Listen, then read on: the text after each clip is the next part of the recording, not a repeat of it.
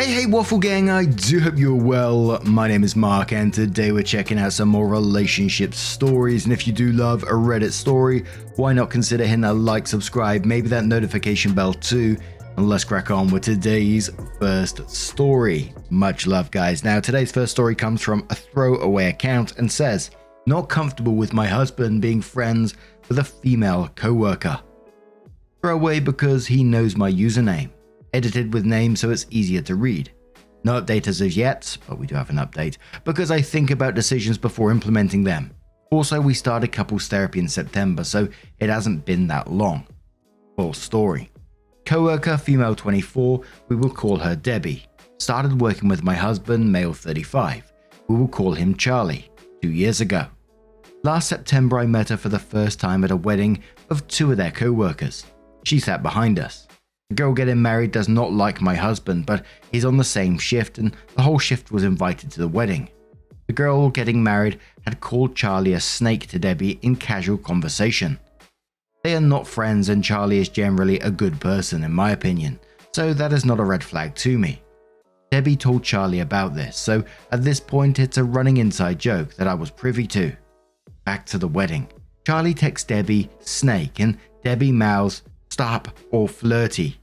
I did think it was flirty, but thought that may just be her personality. Fast forward to the shift Christmas party last year. We have been hosting shift Christmas parties at our house for 2 years.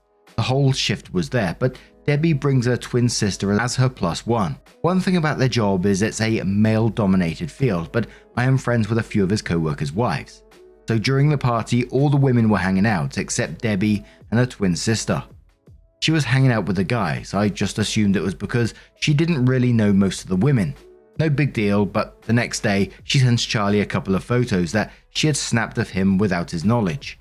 The photos were accompanied by the text, "Why did I take these? Lol." He showed me this and his response, which was pretty PG.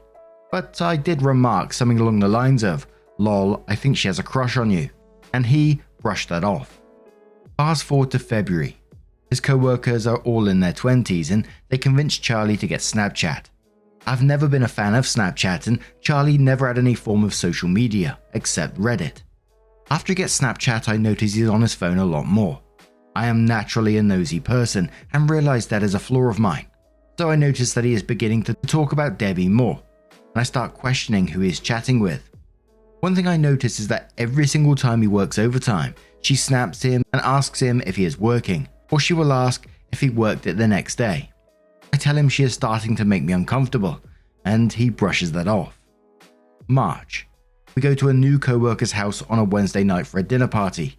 None of the wives that I am friends with are there. I also have to work Thursday and no one else does. Before we go to the party we discuss leaving at a reasonable time, at 9:45 PM.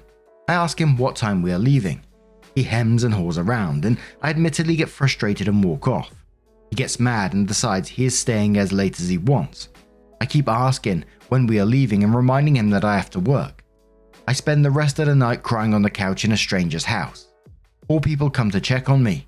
Charlie and Debbie never do, and I can see them sitting beside each other outside. Edit, we ended up leaving the party at around 1:30 AM. May. We go to a hot air balloon festival an hour from our home. He sees on her Snapchat story that Debbie is about 30 minutes away. He tells her where we are and asks her to meet up. I'm not really privy to this conversation except that I asked him who he was talking to and it was her. We get in an argument and leave before she arrives and then he tells me that's what they were talking about. June. We go to London for a vacation and we're arriving back in the States on our anniversary. I post a super cute slideshow. Debbie sees it. Debbie then snaps Charlie about someone breaking into her car. I express that I think it is weird. August. Charlie says that he stopped talking to Debbie because it made me upset. He's been distancing from me for a few months though, so I still have a gut feeling that something isn't right. He got a new phone in July, but saved his old phone. I let my intrusive thoughts win and I look at his old phone. Charlie and Debbie talked on the phone for 45 minutes while I was at work and they were both off work. I log into Charlie's TikTok account. He sent her a video from Barstool Sports of a girl telling a guy, "I have a crush on you," and the guy reacting really good to it. 2 days before he sent that video, Debbie reposts one that says, when you are trying to go to sleep but all you can think about is wanting him in your bed. 2 days after he sent her the crush video, she reposts a video that says, "The most confusing place you can be is knowing you have a connection with someone but you're not officially together, but you're more than friends." I confront him and tell him that this is an inappropriate relationship. After I confront him, she deletes her video. He claims he didn't talk to her about it and still maintains that they stopped talking. Last week, I decide to check his Snapchat on his old phone because I'm still having a gut feeling. They have been #1 BFFs on Snapchat for at least 2 weeks. They talk every single day. She sends him a pic of herself in her pajamas. Now I'm in my PJs lol while I'm looking. It wasn't risque, but I have never once sent any of my male friends a selfie of myself, much less in my pajamas. I tell him I'm not comfortable with their friendship and I would like him to stop being friends with her. Side note, we're in couples therapy as well. During a fight, he tells me that he likes having friends. I have no problem with any of his other friends. I asked him why he lied and said he stopped talking to her. He said because he knew I didn't like it. I feel like I can no longer trust him, and he basically told me that he would rather be friends with her than married to me. I've asked all of my friends if I'm overreacting, and all of them told me to leave him. We've been married 13 years and together a total of 15 years. So Reddit, am I overreacting? And look, there was red flags all the way through this. At the bare minimum, it's an emotional affair, but there's potentially a lot more to this as well. Like I said, there was a lot of red flags, but when he said that he'd rather be friends with her than married to you, it kind of says it all. You're not overreacting in the slightest here, and like I say with a lot of these stories, once the trust is gone, there's nothing else there, is there? And can you ever come back to trust him again? He's lied to you multiple times. How do you ever get past that? I could never see myself going back into that after that. I know it's been 15 years in total, 13 years married, but for me, it just sounds like it's over, and I'm incredibly sorry for you. But Zeldapin says, and quotes the bit where it says he'd rather be friends with her than married to me, and says, "He's told you what is happening. Why are you not listening?" Variegated Jennifer says he's having an affair. If not physical yet, it's definitely emotional. He knows what he's doing, that's why he hides it. He made his choice when he continued a relationship with her after you confronted him. Let the bimbo have him. And Jackal replies that and says, spot on, and he's gaslighting and guilting her to try and get her to drop it. It won't get better, especially with the last statement of him preferring being friends with her than married to his wife. Okay, bye boy. OP should go read stories on surviving infidelity and see how similar a story is to theirs. They move their conversations to Snapchat on purpose. Yolo says totally inappropriate of them to be acting like this. File for divorce if he is so happy with her. You can't continue living in misery. He left you literally crying in someone else's house for her. F that. He doesn't deserve you and clearly has no respect for you. Ugh, what a piece of shit for doing that all behind your back. Chimink says he's having an emotional affair. I have a friend that is a therapist who said they take the love, sharing, caring and fun out of your relationship and give it to the friend. It is like they are dating over the internet and phone. If you wait any longer to declare yourself, he'll be leaving you and sleeping with her, if he isn't already. He's cheating. It is not a friend. These types of friends are inappropriate anyway for a married man. If he doesn't agree, I would put him out permanently. Go see an attorney and take half your savings and put in an account you can only access. Now is the time you stand up and walk. If his marriage means anything, he will follow if not. You will not be the victim for years on end. Find out what your rights are. But OP does update the post and says, so I gave him an ultimatum. Do not recommend, and he has a lawyer friend. He went to see his friend 2 days later. He decided it wasn't for him. Our therapist convinced him to block the co-worker. We were working on the marriage. I honestly think we were making progress. We were starting to be able to talk about issues without them getting super heated. He was actually opening up in therapy. And then he was triggered by his avoidant attachment style. He went to Debbie's birthday dinner and I didn't. He stayed at his parents' house and came home the next day. I got a Snapchat request from a new female friend and noticed on my list that Debbie had a top friend in common with me. I don't really use Snapchat except to send videos to a female friend that has an iPhone while I have an Android. I have two best friends on Snapchat, Carrie and Charlie. Debbie has the sunglasses emoji next to her name on my list. It can only mean that Charlie added her back. I asked him to pack a bag and leave. I'm calling a lawyer ASAP Monday. It's the hardest thing I've ever done.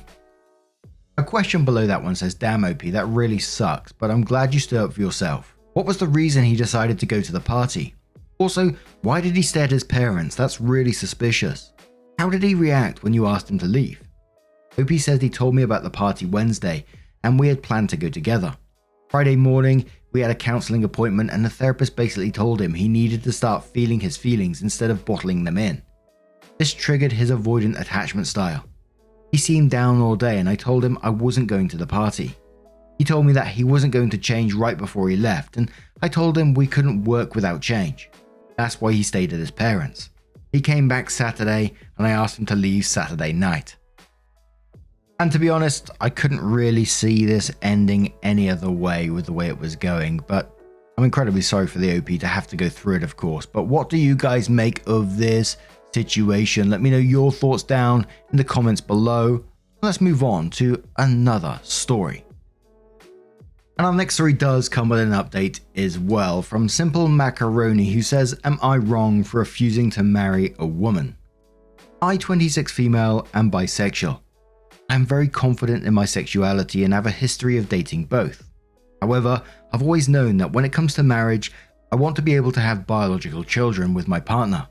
For that reason, I see myself only marrying a man. In my past relationships with women, I have been very open about this. This never posed an issue. However, about 3 years ago, I met my current girlfriend, Grace, 27 female. It started as a hookup, then escalated to a situationship.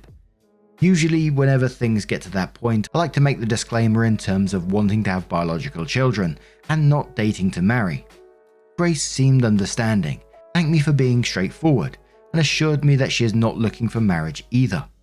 We agreed to keep seeing each other casually, no strings attached. A couple of months later, Grace suggests we start being exclusive. I reminded her that I was not dating for marriage. She asked me if I'm seeing anyone else, and I told her no. She said that it would make sense for us to be exclusive until our relationship has run its course naturally. I really liked her and wasn't interested in anyone else, so after making sure that there was no misunderstanding about marriage, I agreed and we started dating. I understood that this kind of relationship could get complicated, hence I was reluctant to bring her to meet my family, etc. But every time she would insist, assuring everything was fine and that she knew exactly what was at stake. My family loved her and soon people started asking, when's the wedding? To which Grace would smugly respond that I didn't want to marry her. I laughed along, assuming it was a joke, but something started feeling off. I confronted her to make sure we're still on the same page, and she told me to stop treating me like a fucking child and constantly checking up on my feelings. She said to back off. We got into an argument about it, but the next day she apologized and asked me to stop bringing it up so often. I explained I was just looking out for our feelings, but if it was overbearing, I would back off. We agreed and I stopped bringing it up. We've been dating for almost 2 years. However, my mind hasn't changed in terms of marriage, though I stopped bringing it up as per her request. I came home from work to my apartment covered in flowers and candles, and her on one knee. Before she even got around to asking, I immediately said no and walked out fuming. She followed me. A fight ensued, screaming, crying, as she told me I was a huge bitch and an asshole for leading her on for 2 years. I explained that my feelings in terms of marriage hadn't changed, i.e. biological kids. She called me homophobic and a bigot and stormed out. We haven't spoken since. Am I wrong?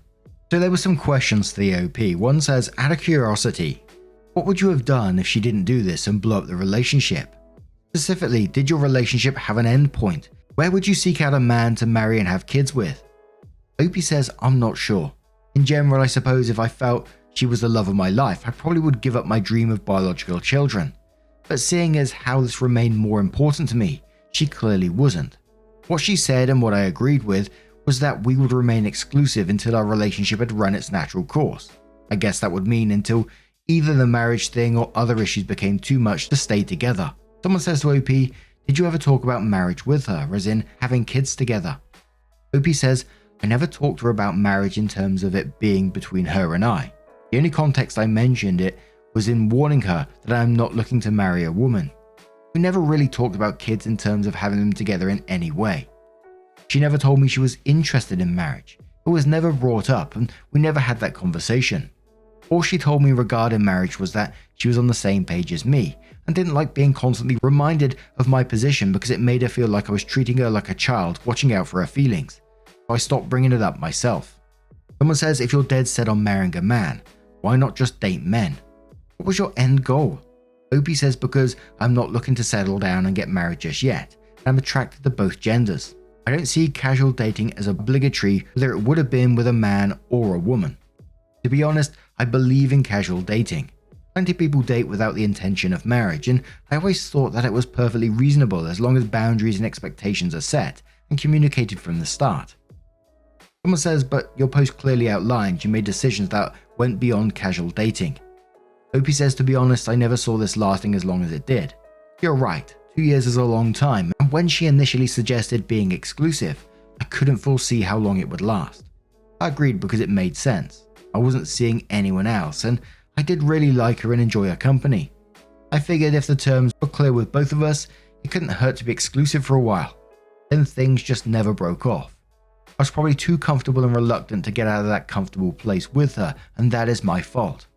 But I was also under the impression, reiterated by her multiple times, that we were both aware that marriage was still not the end goal here. Someone says, does it stop being casual dating after 3 years? And Opie says, you're right. But when she initially suggested it, I never assumed it would last that long. It just sort of happened. But I assumed, again, shouldn't have made assumptions, but also I did try my best to communicate all this to her, that the terms for our entire duration of our relationship remained the same, whether it be 3 weeks or 3 years. Unless we had the explicit conversation that stated otherwise. We never did. She never even brought it up to me that marriage has been on my mind. Instead, I was blindsided with a proposal. And OP continues to sort of like define her views on relationships and says, to me, my mentality feels very similar to the way people approach high school and college relationships. Are you dating your high school college sweetheart for marriage? Probably, hopefully not. Are you planning out this relationship long term? Probably not. Most people ended up marrying those partners they've had in their youth. Usually, no. These people aren't ready for marriage, but that doesn't mean anyone is leading anyone on. But you're young, you're in love, you're having fun, exploring romantic relationships, discovering yourself. I think that as long as terms are made clear, it's unfair to assume a relationship will end in marriage just because you're getting older.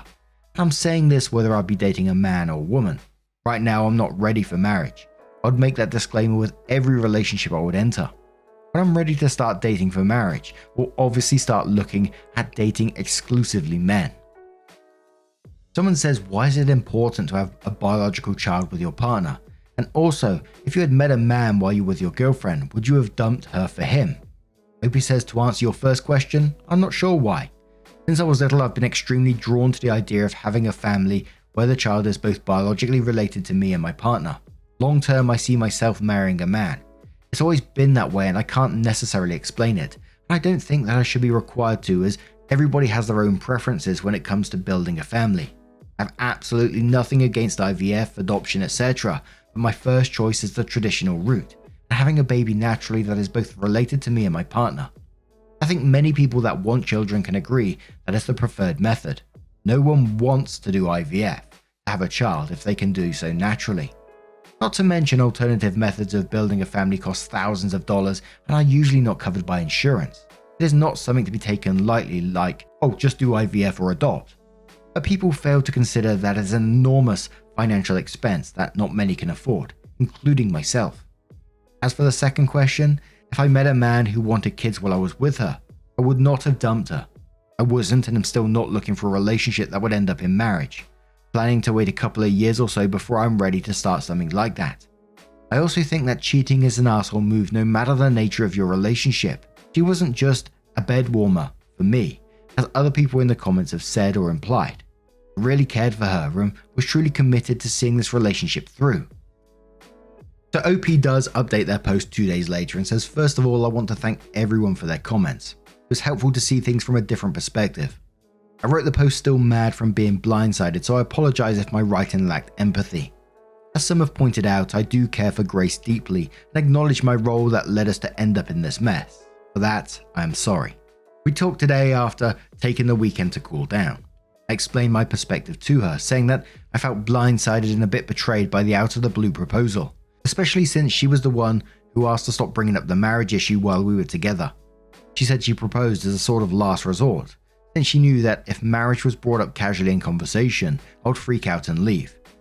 Her hope was that a grand romantic gesture might work, aka proposing. I explained that I'm not ready for marriage with anyone yet, but of all the people I've been with, I've cared for her the most, and the last thing I'd ever want to happen was for her to be hurt. I also explained that I wished our communication throughout our relationship had been clearer as to avoid the hurt and mess that we've ended up in. Obviously, we've decided to go our separate ways. After our conversation, the parting was amicable. I wish her nothing but the best.